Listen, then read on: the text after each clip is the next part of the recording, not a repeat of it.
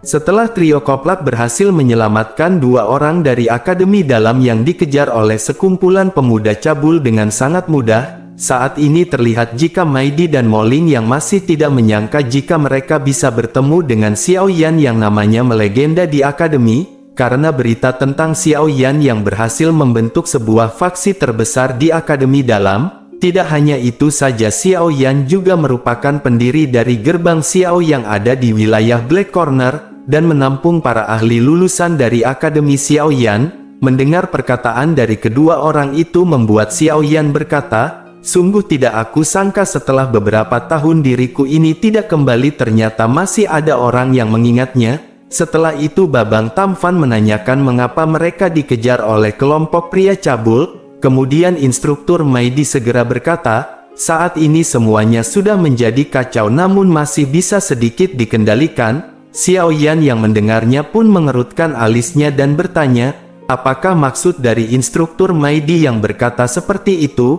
Maidi pun menjawab, "Sebenarnya ceritanya sangat panjang, namun aku akan mencoba menjelaskannya secara singkat.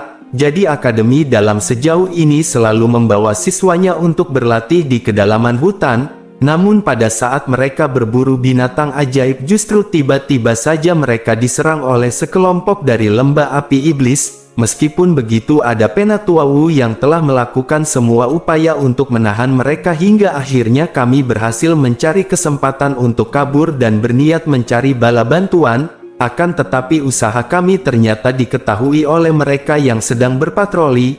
Lalu saat ini masih ada sekitar 30 siswa yang terjebak di sana, dan aku saat ini masih sangat khawatir dengan mereka yang bisa saja akan segera dibunuh oleh orang-orang dari lembah iblis api." Atas perkataan tersebut membuat Xiao Yan sedikit terkejut lalu bertanya, "Jadi siapakah Tetua Wu yang kamu maksud itu?" Karena selama Xiao Yan tinggal di Akademi Dalam dirinya tidak pernah mendengar nama tetua tersebut. Lalu instruktur Maidi segera berkata jika Tetua Wu sebenarnya Tetua Wu Hao yang baru saja diangkat setahun belakangan ini, dan dia juga merupakan siswa lulusan dari Akademi Pan. Mendengar perkataan tersebut membuat Babang Xiao Yan menjadi sangat terkejut karena mendengar nama Wu Hao yang dulunya merupakan penjual basreng justru saat ini sudah menjadi salah satu tetua di Akademi Dalam.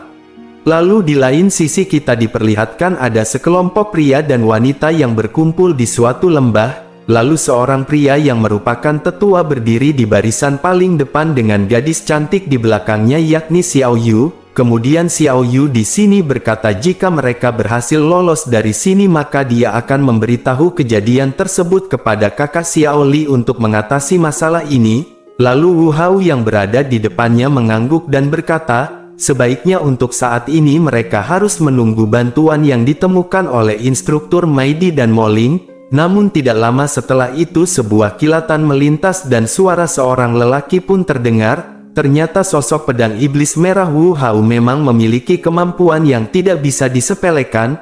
Wu Hao yang mendengarnya pun segera melirik ke arah pria tersebut. Lalu tak lama sebuah kilatan lainnya juga segera muncul, dan dia adalah seorang ahli di tingkat doang dari lembah api iblis. Tidak hanya itu saja, saat ini juga telah ada banyak pasukan yang mengelilingi Wu Hao dan Xiao Yu. Tentu atas kejadian ini membuat ekspresi Wu Hao menjadi gelap. Karena mengingat dua ahli doang yang setingkat dengannya mungkin akan membuatnya menerima masalah besar, meskipun Wu Hao yakin dirinya akan bisa menghadapi salah satu dari mereka, namun keselamatan para siswa akan terancam. Lalu seorang ahli doang berkata, "Sebaiknya dirimu menyerah saja dan kembali berjualan basreng, karena dengan begitu para siswa akan selamat." Namun Wu Hao yang berprinsip jika menyerah akan lebih menyakitkan jika dibandingkan dengan mati dalam pertempuran. Oleh sebab itu dirinya berkata, sungguh hal yang sangat mustahil dilakukan bagi seorang dari Akademi Dalam untuk menyerah. Lalu Wu Hao menambahkan, mengapa semuanya tidak ditentukan dengan salah satu dari mereka untuk bertarung melawannya? Namun salah satu pria dari lembah api iblis membalas, dengan kemampuanmu dan adanya pedang merah darah pasti akan sangat sulit untuk bertarung satu lawan satu denganmu. Oleh karena itu kami akan tetap bersama untuk menghabisi semua orang dari kalian. Atas jawaban seperti itu membuat Wu Hao merasa tidak ada pilihan lain. sehingga dirinya langsung mengeluarkan doki merah darahnya dan bersiap untuk menyerang kedua pria tersebut. Tentu melihat Wu Hao yang bersiap untuk bertarung membuat kedua pria itu juga mengeluarkan dokinya masing-masing. Lalu tidak lama setelah itu Wu Hao di sini langsung menghempaskan pedang merah darahnya ke arah mereka, sehingga atas hal ini menciptakan benturan keras terjadi. Namun atas hal ini membuat lengan Wu Hao sedikit gemetar, begitu juga dengan kedua ahli Do Wang yang seketika menjadi pucat. Kemudian Wu Hao di sini kembali bersiap untuk melakukan serangan, akan tetapi tiba-tiba saja ada aura kuat yang datang dari atas lembah, lalu terlihat ada seorang berjubah hijau yang tertawa lalu berkata, "Sungguh kekuatan pedang merah yang sangat terkenal di wilayah Black Corner dan benar-benar menakutkan." Mendengar perkataan tersebut membuat Wu Hao segera melirik ke arah sumber suara, sementara dua ahli segera melesat ke arah yang sama dan kedua ahli segera memberi hormat pada sosok pria berjubah hijau yang merupakan tertua keempat dari lembah api iblis yang merupakan seorang ahli di tingkat Do Huang bintang 6. Kemudian ketua itu juga berkata kepada bawahannya, "Dasar para pembantu yang tidak berguna, dan bagaimana bisa melawan seorang yang berada di tingkat yang sama namun kesulitan untuk menghadapinya?" Kemudian salah satu dari mereka pun menjawab, "Ampun Suhu, Wu Hao si mantan penjual basreng itu tidak bisa diremehkan." Setelah mendengar perkataan dari para bawahannya, tetua itu pun turun ke hadapan Wu Hao sambil memintanya untuk segera menyerah. Namun Wu Hao yang tidak suka berbasa-basi dengan segera menyerang secepat kilat ke arahnya. Namun serangan Wu Hao dapat dengan mudah dipatahkan hanya dengan cakar dari tangan tetua keempat yang bernama Xie Zhen. Tentu atas hal ini membuat Wu Hao menyadari jika cakar elang yang baru saja dia lihat memang pantas dijuluki sebagai tetua cakar elang yang mematikan. Meskipun begitu Wu Hao tidak berhenti dan kembali menyerang dengan pedang merahnya dan aura yang jauh lebih kuat, akan tetapi usahanya masih sama seperti sebelumnya, dan serangannya dapat ditahan dengan cakar dan disusul dengan pukulan keras ke dada Wu Hao. Tentu atas hal ini membuat Wu Hao si mantan penjual basreng terpental hingga mengeluarkan sirup marjan dari mulutnya. Meskipun telah menerima serangan telak, Wu Hao di sini masih mencoba untuk kembali bangkit dan melakukan serangan yang lebih kuat lagi ke arah Xie Zhen. Namun lagi dan lagi serangannya masih bisa dipatahkan dan Wu Hao juga harus kembali terpental. Tentu atas kejadian ini membuat Xiao Yu si duta sampo lain langsung berteriak, "Oh tidak, penjual basrengku yang panuan." Tentu Xiao Yu saat ini sangat khawatir dengan keadaan Wu Hao.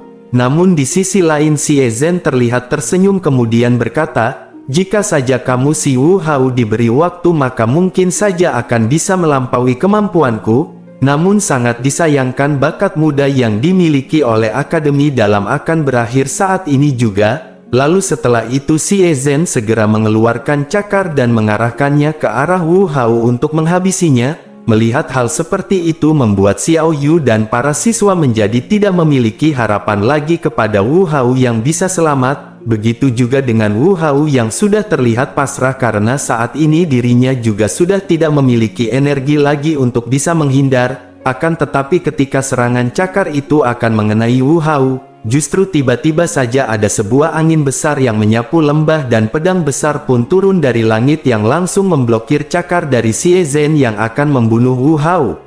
Tentu atas kejadian ini membuat Wu Hao menjadi sangat terkejut, ditambah lagi dengan melihat adanya pedang besar yang sangat akrab sedang menancap di tanah dan menyelamatkan hidupnya. Kemudian dirinya langsung meneriakkan nama Xiao Yan pemburu janda sambil melihat sekeliling mencarinya.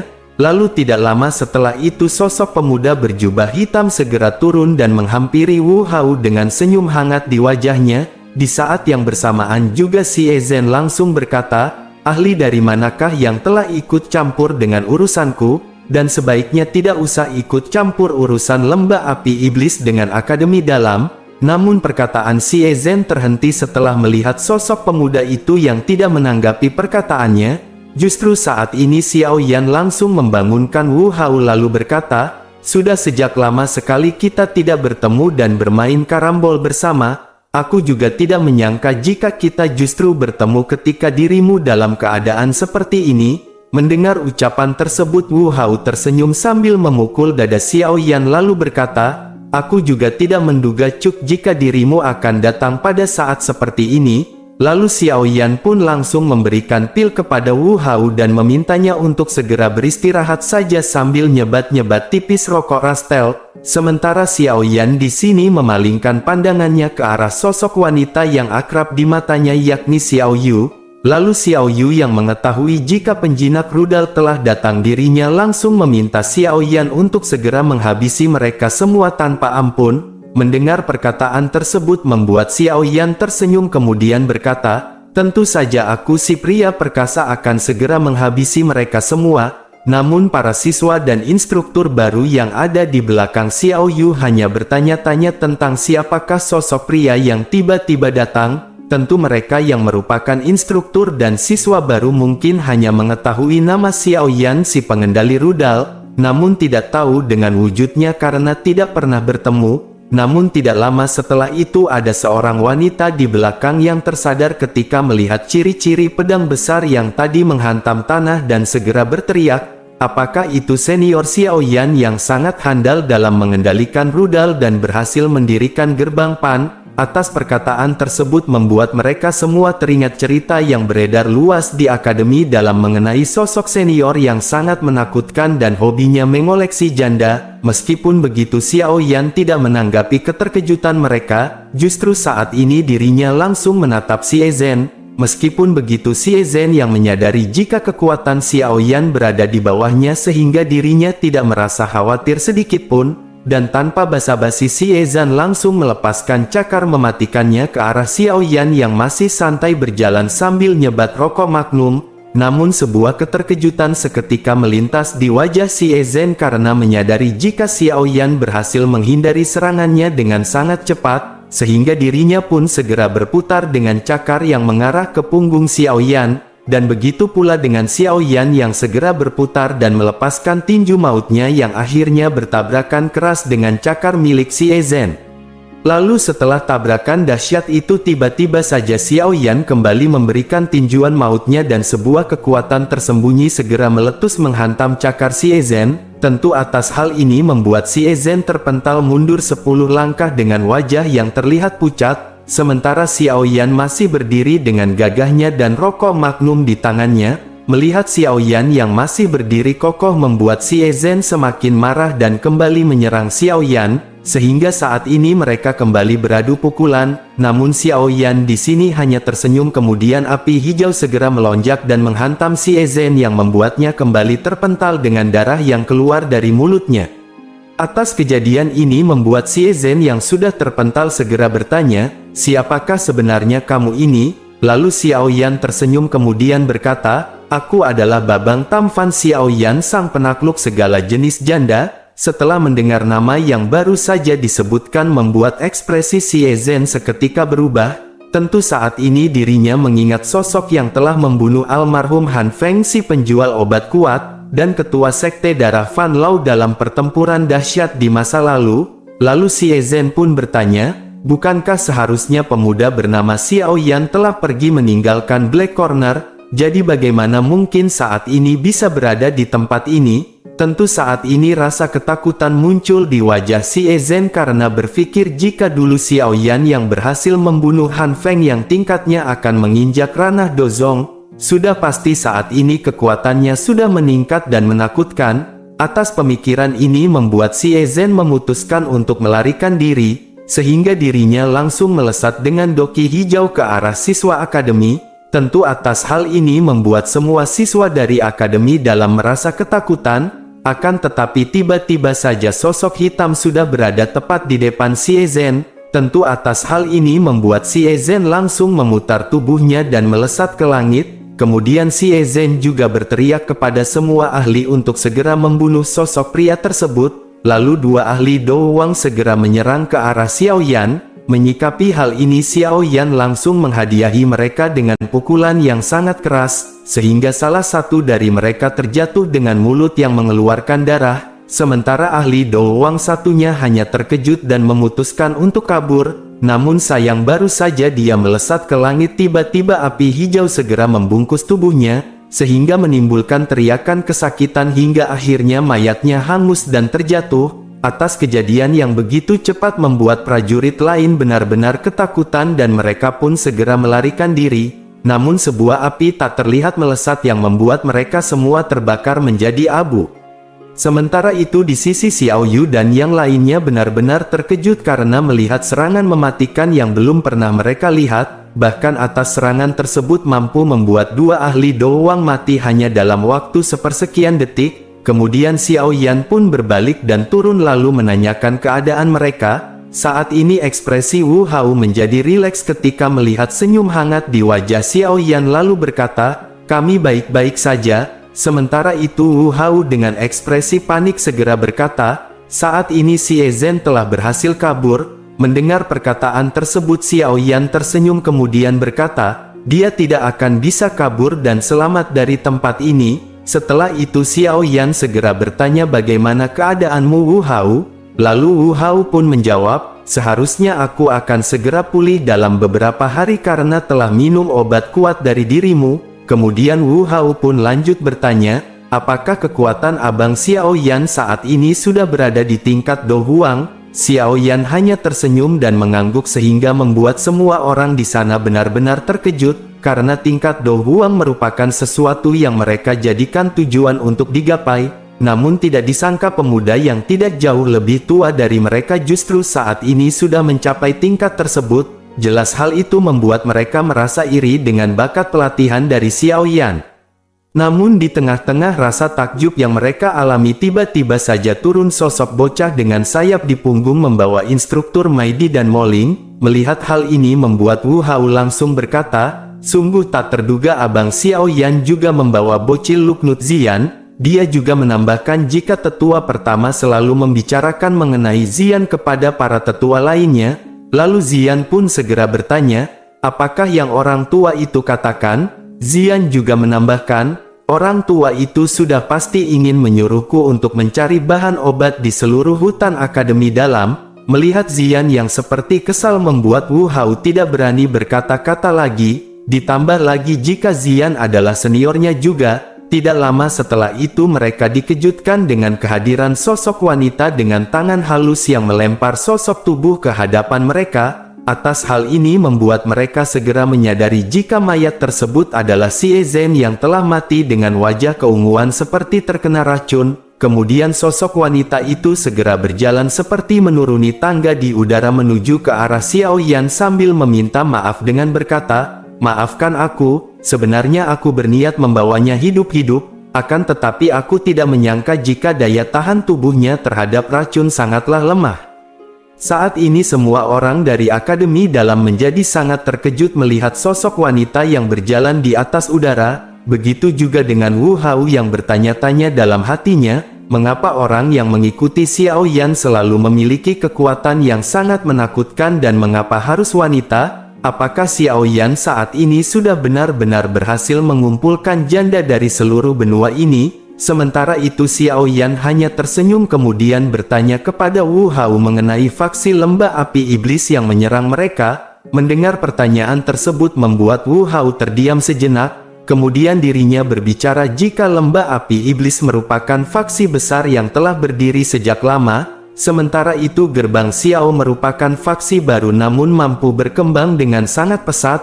Tentu hal semacam itu menjadi faksi lain iri, dan sedikit demi sedikit menciptakan sebuah konflik. Bahkan pertempuran antara gerbang Xiao dengan lembah api iblis juga sudah terjadi beberapa kali ini. Tentu atas kejadian ini membuat gerbang Pan tidak tinggal diam, sehingga kami membantu gerbang Xiao untuk mengalahkan lembah iblis api. Sehingga dengan adanya kekuatan gabungan antara gerbang Xiao dan Pan akhirnya mampu mengalahkan lembah api iblis. Namun siapa sangka setelah mereka berhasil dikalahkan justru mereka menaruh dendam terhadap gerbang Xiao dan Pan. Kemudian mereka mengambil jalan licik untuk menghancurkan kita dengan mengumpulkan orang-orang yang pernah ikut bersama Han Feng. Selain itu mereka juga mencegah para siswa yang keluar dari Akademi Dalam untuk berlatih. Bahkan mereka juga tidak ragu-ragu untuk membunuh para siswa. Tentu saat ini Xiao Yan terkejut ketika mendengar hal tersebut. Kemudian Xiao Yan pun merasakan jika sepertinya lembah api iblis juga memiliki kekuatan yang besar. karena seharusnya dengan adanya tetua Sukian yang berada di tingkat Douzong maka mereka tidak akan berani untuk melakukan hal tersebut. Jadi menurut Xiao Yan sepertinya lembah api iblis juga memiliki seorang elit di tingkat Douzong. Kemudian Xiao Yan segera bertanya, apakah pihak lembah api iblis memiliki seorang elit Douzong? Lalu Wu Hao pun mengangguk dan berkata, pemimpin mereka berada di tingkat Douzong. Oleh karena itu mereka memiliki keberanian untuk melancarkan serangan keji kepada Akademi Dalam, bahkan sesuai yang diberitakan jika Master Golden dan Silver menaruh hormat kepada pemimpin lembah api iblis. Xiao Yan yang mendengar pun terkejut, dirinya juga tidak menyangka jika wilayah Black Corner ternyata masih memiliki orang-orang kuat yang tersembunyi. Setelah itu Xiao Yu bertanya, apakah tujuan Abang Xiao Yan kembali bukan hanya untuk mengunjungi kami? Xiao Yan pun tersenyum lalu berkata, aku kembali ke sini memiliki beberapa hal yang harus ditanyakan kepada tetua pertama. Menanggapi hal itu Xiao Yu berkata, jika memang begitu maka kita bisa dapat kembali ke akademi bersama-sama. Namun Xiao Yan di sini menggelengkan kepalanya kemudian berkata, aku masih harus datang ke tempat lelang besar di Black Corner, karena aku ingin kembali mencari janda bohai di sana. Oke, pesan yang tidak perlu kita ambil pada episode kali ini ialah, hasil itu tidak pernah mengkhianati sebuah usaha, entah seberapa jauh kamu bekerja keras, entah seberapa lelahnya kamu, entah seberapa jauh perjuanganmu itu, namun tetap yakinlah jika sebuah kerja keras dan perjuangan akan dibayar lunas suatu saat nanti. Oke, sekian, sampai jumpa lagi di acara lelang ikan sepat dan ikan tongkil di Black Corner.